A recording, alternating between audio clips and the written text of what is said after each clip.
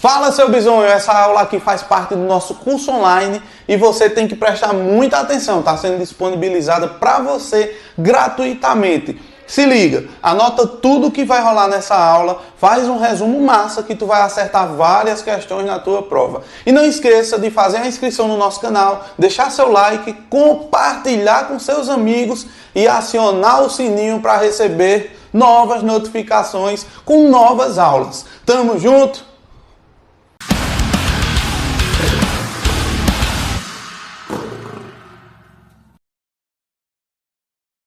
Fala, meu aluno, voltamos.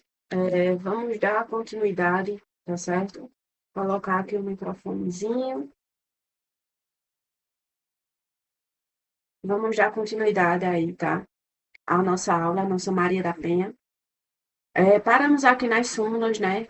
De STJ 600, 589 e 588, que trata aí, respectivamente, de não há necessidade de coabitação, que não cabe princípio da insignificância e que não cabe também a substituição ali da pena privativa de liberdade pela restritiva de direitos, tá?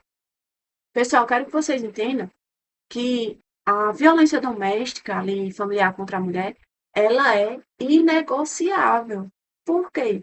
Porque não vai caber princípio de insignificância, não vai poder substituir por pena restritiva de direito, não vai caber acordo de não persecução penal, tá certo? E não cabe ainda a liberdade provisória, se tiver o risco ali, né, de, de ferir ali, né, de quebrar as medidas protetivas de urgência. A gente vai ver daqui a pouco, tá certo? Sobre isso, que é um dos assuntos que mais cai também na tua prova. Então, vamos dando continuidade aqui. Vou passar aqui o nosso material. Vamos falar agora do artigo 9º, tá, pessoal? Que trata ali da assistência à mulher. Então, vamos lá, né? Essas aqui são as súmulas que falei para vocês. Da assistência à mulher, pessoal. Ó, o artigo 9º, ele trata aí que a assistência da mulher será prioritariamente no SUS, tá? Então, será prestada em caráter prioritário no SUS e pelo SUSP, tá? Que é o Sistema Único de Segurança Pública, tá certo? E aqui, a parte que mais cai está prevista ali no nosso parágrafo 2º do artigo 9º, que trata, pessoal, sobre a responsabilidade do juiz perante a violência doméstica e familiar, que o juiz vai assegurar algumas medidas ali para aquela vítima, para aquela mulher que sofreu a violência, tá? Como, por exemplo, se essa mulher que sofreu violência em âmbito doméstico e familiar for servidora pública, ela terá prioridade na remoção. Então, prioridade, deixa eu ajeitar aqui.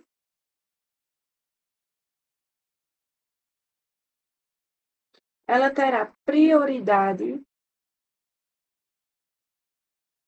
na remoção. Prioridade na remoção quando servidora pública, tá? Então, veja a gravidade, né? De violência doméstica. Ela pode até ser removida e o juiz vai assegurar isso a ela. Vai assegurar também a manutenção trabalhista. Agora, cuidado, porque tem prazo. E a gente sabe que quando a letra de lei traz prazos para a gente, a banca cai em cima disso, né? Alterando prazo. E já vi muita questão a respeito disso, que o juiz vai assegurar ali a manutenção trabalhista até durar ali o risco, né? A integridade física, moral, psicológica da vítima. E não é, tá? A manutenção trabalhista, que trata a lei, manutenção trabalhista, ela tem prazo, tá certo? Essa manutenção trabalhista, ela vai até 6 meses, tá certo? Cuidado nesses prazos, como eu falei. Ou a banca vai trazer para você que é prazo indeterminado, por ser um caráter ali, né, de emergência, uma violência doméstica, ou vai dizer que é até durar ali aquele perigo iminente, tá certo? Mas não é. Se liga nisso, tá? E o juiz também, ele pode até encaminhar para uma assistência jurídica.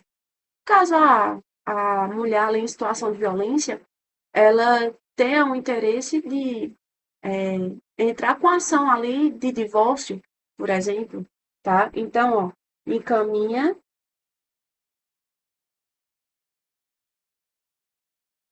encaminha para assistência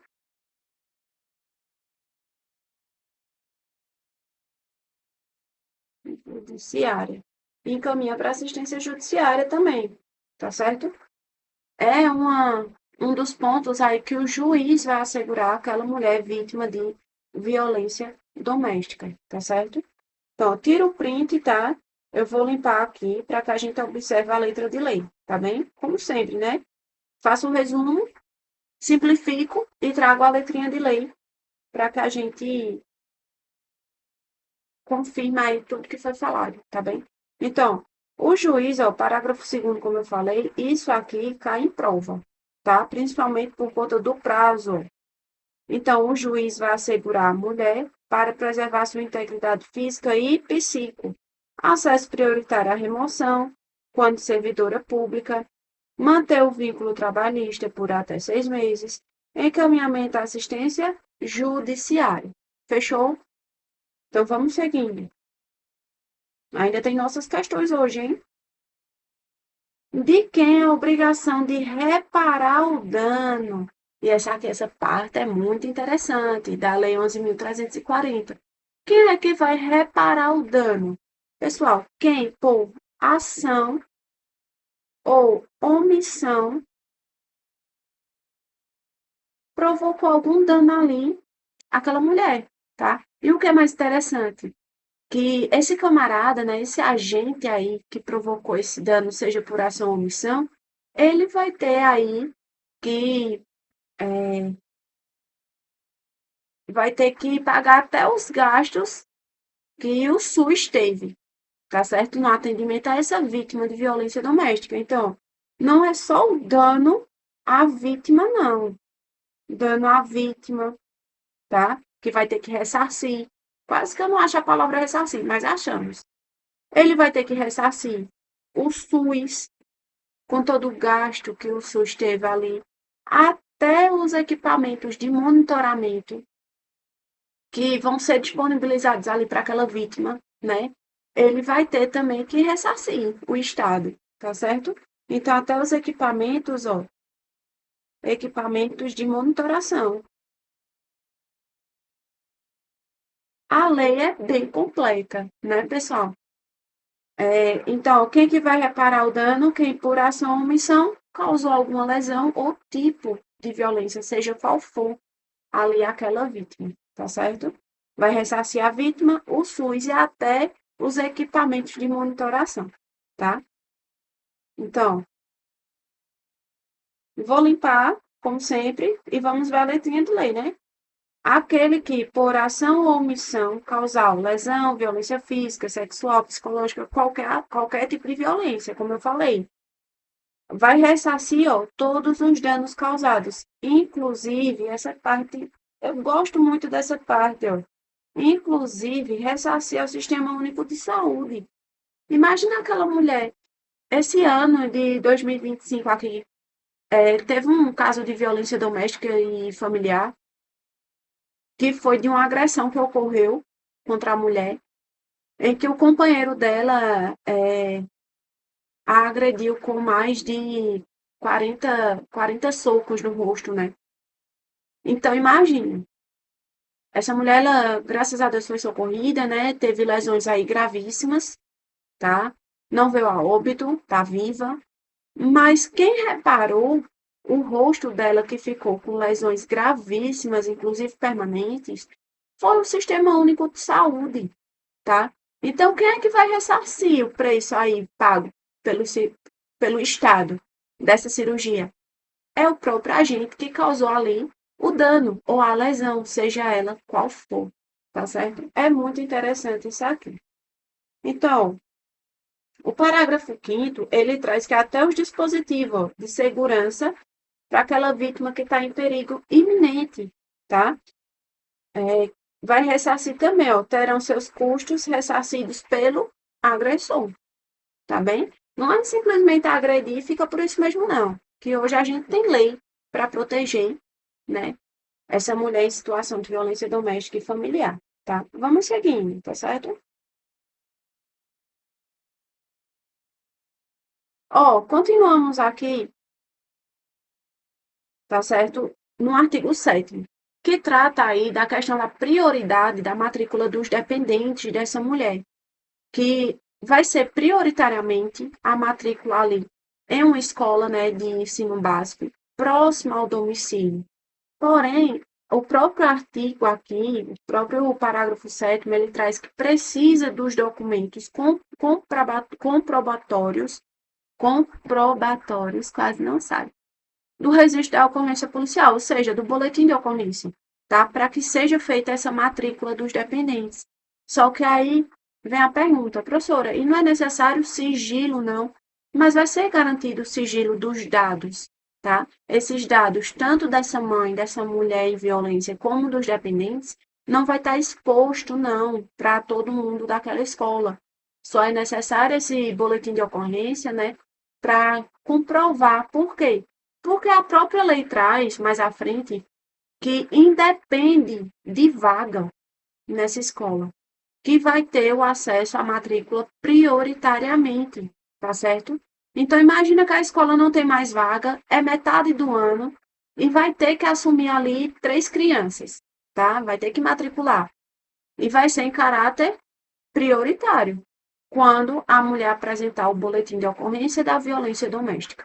Então, é para isso que serve esse documento, e não para expor as vítimas, seja a mulher, seja os dependentes, tá certo? Então, o parágrafo 8º trata justamente disso, que será sigiloso os dados, tanto da ofendida como dos dependentes matriculados, tá bem? A lei já deixa bem amarrado isso, pessoal, que não é para expor, tá? Mas apenas para matricular ali em caráter prioritário, ainda que não haja vaga na escola. Então, vamos continuar. Do atendimento pela autoridade policial. E aí está elencado no nosso artigo 10 da lei, tá certo, pessoal? Esse atendimento pela autoridade policial, pelo delegado, ele cai, tá certo? Então, vamos ver. O artigo 10, ó, trata aí que, em hipótese de iminência ou prática de violência, a autoridade que tomar conhecimento deverá adotar de imediato algumas providências legais, tá certo? Então, o artigo 10A, ele vai trazer ali que o delegado, ele vai ter que garantir aí algumas providências. E uma dessas providências à vítima de violência doméstica e familiar é que ela tenha na delegacia um atendimento prioritariamente por profissionais do sexo feminino, tá? Prioritariamente, cuidado com essa palavra. A prova vai trazer aí para vocês que é obrigatoriamente. E por que trata disso também a lei? Para que aquela vítima, aquela mulher, né, que sofreu a violência, ela fique mais à vontade dentro daquela delegacia, para de fato denunciar, tá? Para saber que ali ela vai estar protegida, que ela não vai ser, né, vai passar por revitimização, tá? De ter um policial, um delegado ali, requerindo ela, né? Então, para que torne a situação menos constrangedora, digamos assim. Então, prioritariamente, esse atendimento será feito por uma delegada, por agentes femininas, tá certo? Então, vamos seguindo, ó, vamos dar uma lida aqui na letrinha de lei. Garantias da mulher ofendida, né? O artigo 10A, como eu disse a vocês, ó, que ela vai ser preferencialmente atendida, ó, pelo sexo feminino, tá bem? Pode ser por delegado? Pode, pessoal. Aqui não está dizendo que não, mas preferencialmente por delegada, tá bem? Ó, parágrafo 1º trata aí, né, que a inquirição da mulher ou de testemunha de violência, quando se tratar de crime, deve obedecer às seguintes diretrizes. E por que já trouxe isso aí, né? para que não tenha revitimização, para que não ocorra ali um abuso de autoridade, tá certo? Então, vai ter que obedecer as diretrizes, como, por exemplo, ela não pode ficar frente a frente ali com o agressor, por exemplo, para uma acareação, não cabe. Ela não pode estar sendo questionada se ela teve culpa ou não de ter sido agredida, porque vai gerar uma revitimização. Então, tanto ela como familiares, dependentes, tá certo? Eles não têm que passar por isso. Então, a própria lei já trouxe essa garantia. Ó, vamos ver. Salvaguarda da integridade física, psíquica, emocional, tá certo? Da mulher que sofreu a violência. Ó, garantia que, em nenhuma hipótese, a mulher vai ter contato direto com quem? Ó? Com o suspeito. Imagina a mulher que sofreu violência doméstica, passar por acareação ali, ela vai ficar cara a cara com o agressor dela, para ela dizer que passou de fato por isso e ele dizer que não. Sabe, isso aqui é vedado, tá? É uma garantia dela não ter o contato direto com o investigado ou com o suspeito, e até com pessoas do convívio ali dele, tá? E não revitimização, ó, como falei para vocês, tá certo?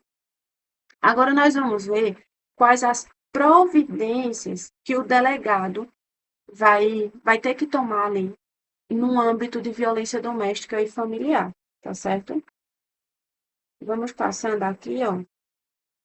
Quais as providências que a autoridade policial, ou seja, o delegado, tem que tomar, né? Ó, ele vai garantir ali a proteção policial daquela vítima, tá certo? Quando necessário. Só que ele vai ter que comunicar de forma imediata, tanto ao Ministério Público como ao juiz, tá? Ele pode encaminhar e deve encaminhar aquela mulher ao hospital, a posto de saúde, tá bem? Pode fornecer transporte quando necessário, tanto para a vítima como para seus dependentes. Pode acompanhar aquela vítima para que ela pegue os seus pertences, os seus objetos, ali seus documentos, naquele âmbito onde ocorreu a violência, tá? Então, veja como é importante ali, né, o papel do delegado no âmbito de violência doméstica e familiar, tá? Então, vamos pontuar aqui, ó, das providências, tá? Que isso cai. Então, ó, a proteção imediata, né? Garantir proteção policial, ó. Garantir proteção policial.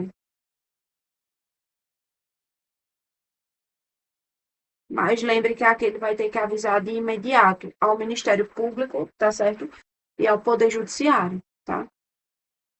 Ele pode e deve encaminhar, encaminhar a vítima, encaminhar a vítima ao hospital, a posto de saúde, a Instituto de Medicina Legal, né? Quando tiver a necessidade ali do exame de corpo de delito, ó, a vítima ao hospital, posto de saúde, Instituto de Medicina Legal. Ele pode fazer ali, ó, o transporte da vítima e até dos dependentes. Ele pode acompanhar aquela vítima, pode acompanhar a vítima, ele pode acompanhar a vítima para retirar seus pertences, para retirar seus pertences ali daquele local onde ocorreu aquela violência, tá certo? Então, veja a importância aí do delegado, tá? Vamos seguindo, tá? Vamos continuar aqui, ó. A nossa letrinha de lei, tá certo? Ó, garantir proteção, avisar de forma imediata. Vou limpar aqui essa tela. Volte a tela e tire um print, tá certo? Pra não ficar essa poluição, né, visual. Então, Garantir proteção policial, comunicando de forma imediata ao MP e ao juiz. Encaminhar o ofendido ao hospital, postinho, instituto médico legal. Fornecer transporte, tanto à ofendida como aos dependentes para local seguro. Acompanhar o ofendido para retirada de seus pertences. Então, eu coloquei aí as palavrinhas-chave, né, das providências que o delegado tem que tomar no âmbito aí, numa ocorrência de violência doméstica, tá certo? Vamos continuando aqui, ainda do atendimento pela autoridade, quais são os procedimentos, tá? Agora, a gente acabou de ver as providências, não confunda, tá? Quais são os procedimentos que ele vai ter que adotar ali, de forma imediata, tá certo? Vai adotar de forma imediata. Ele vai ouvir a ofendida, tá? Colher prova suficiente para esclarecer aqueles fatos, tá? Tem um aqui que é muito importante a gente anotar, que ele vai, remeter, remeter ao juiz. Por que é importante? Porque traz prazo, tá? Remeter ao juiz no prazo de 48 horas, tá? O expediente apartado, ó, o expediente apartado, com pedido ali, pessoal, da ofendida, apartado com pedido da ofendida, com pedido da ofendida. E para que esse pedido, professora? Para que venha a medida protetiva de urgência. Então, o delegado é quem vai enviar para o juiz esse pedido ali da ofendida, tá? Para medida protetiva de urgência. E esse juiz, pessoal, ele vai ter o mesmo prazo aí para decidir sobre essa medida protetiva, tá certo? Agora, veja, é o que a lei traz, né? Que é o período ali, o prazo determinado de 48 horas para enviar o expediente apartado e 48 horas para o juiz decidir ali sobre aquele expediente, né? Se vai deferir ou não aquela medida protetiva de urgência. Mas observe que, por se tratar de uma medida protetiva de urgência, não vai se demorar essas 48 horas para enviar, né, as 48 horas para decidir. Quando se trata de violência doméstica e familiar, os trâmites ali são mais rápidos, tá? Pela própria autoridade. Não dá para deixar uma mulher em risco iminente ali esperando essas 48 horas para enviar um expediente ou para o juiz deferir ou não essa medida, tá certo? Mas é o que a lei traz, que cai na tua prova, tá certo? Prazo de 48 horas, tá bem? Vamos seguindo aqui, O delegado, pessoal, ele não vai só ouvir a ofendida, ele vai ter que ouvir também o agressor, tá certo? O agressor e as testemunhas. Então, ouvir a ofendida, tá? Ouvir o agressor,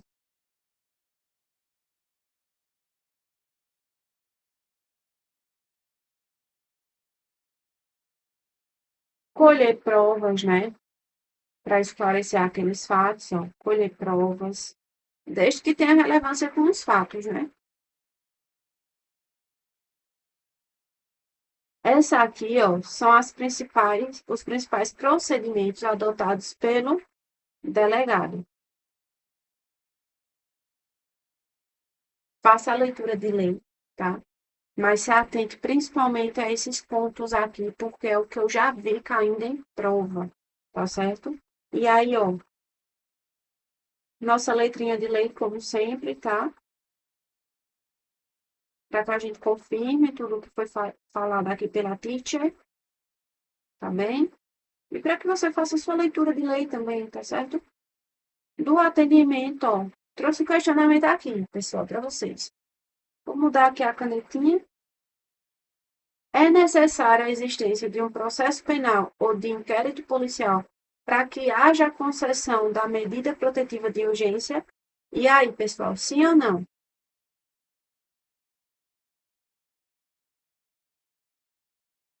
Ó, pensou?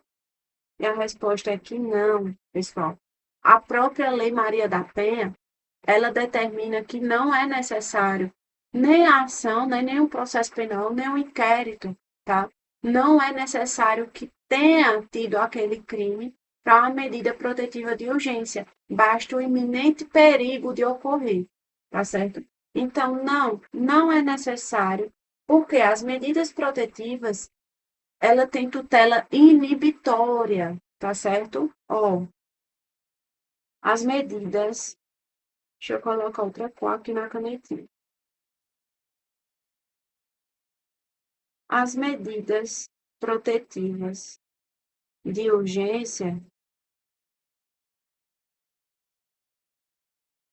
têm natureza jurídica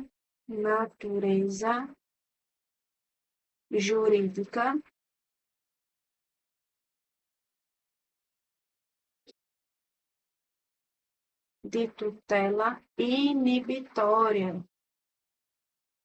Isso significa o quê, pessoal? Que ela vem para inibir aquele crime e não para remediar, tá certo? A gente não quer que ocorra o crime de violência doméstica e familiar. A gente não quer reparar, tá? Então, a gente quer o quê? Evitar. Lembra que o principal objetivo é coibir? Então, por isso que a tutela é de inibir, tá certo? Inibir, ó, quando houver risco ali para a mulher, e não quando o crime já aconteceu, tá certo? Então, vamos seguindo. Deixa eu ver o tempo.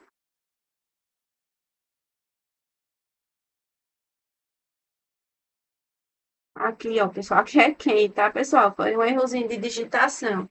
Quem pode afastar o agressor do lar ou de ambiente de convívio da ofendida? Ó, cai muito isso aqui, tá? Quem que pode ter essa medida cautelar de afastar, né, o agressor do lar? Pessoal, via de regra, o juiz, tá? Via de regra, o juiz. Se a gente tem regra, a gente tem exceção. E temos duas exceções na Lei Maria da Penha, tá? A primeira exceção é que esse agressor ele pode ser afastado do lar do domicílio pela autoridade policial, ou seja, pelo delegado, quando não houver comarca naquele município, quando não houver juiz, tá? Então, quando não houver comarca, tá? Tem município, pessoal, que não tem não, nem delegacia, viu? Então, quando não tiver juiz, quando não tiver delegado, quem é que afasta esse agressor? A própria polícia, tá? Quando não tem delegado, quando não tem delegado, nem comarca. Então, temos três opções aí, né, de fazer essa medida cautelar, que é afastar o agressor dali daquele domicílio. Então, via de regra, nosso juiz. Exceção, o delegado e a polícia, tá certo? Agora preste atenção, tá bom? Que se for o delegado ou se for a polícia que fizer essa medida cautelar, eles vão ter que avisar o Poder Judiciário no prazo máximo de 24 horas, tá certo? E o juiz, ó, vai decidir nessas 24 horas, em igual prazo, tá?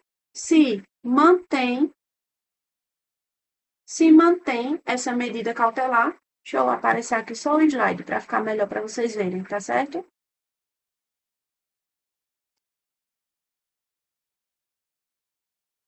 Ai, meu Deus, cadê aqui?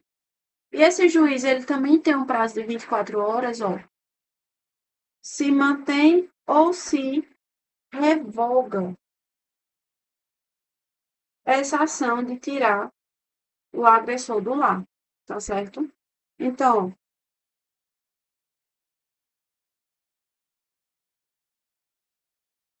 se caso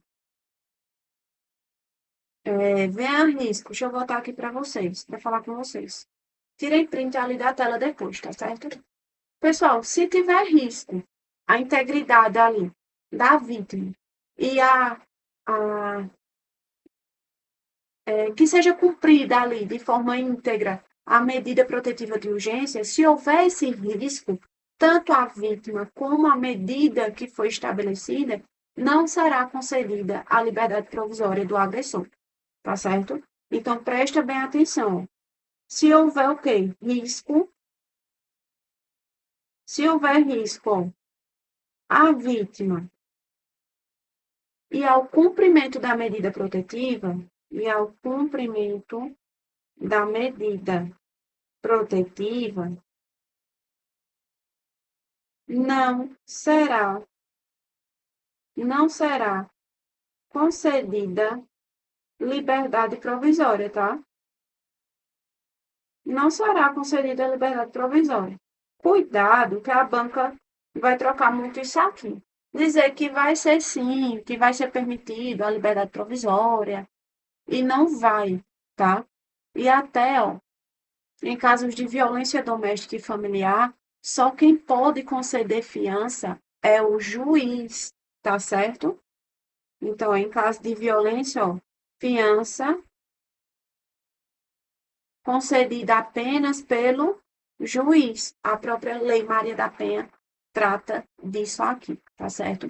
Pessoal, estouramos um pouco aqui o tempo desse bloco. Vamos fazer uma pausa tática. Água, café, respira e volta rápido para a gente terminar a nossa lei, tá certo? Até mais.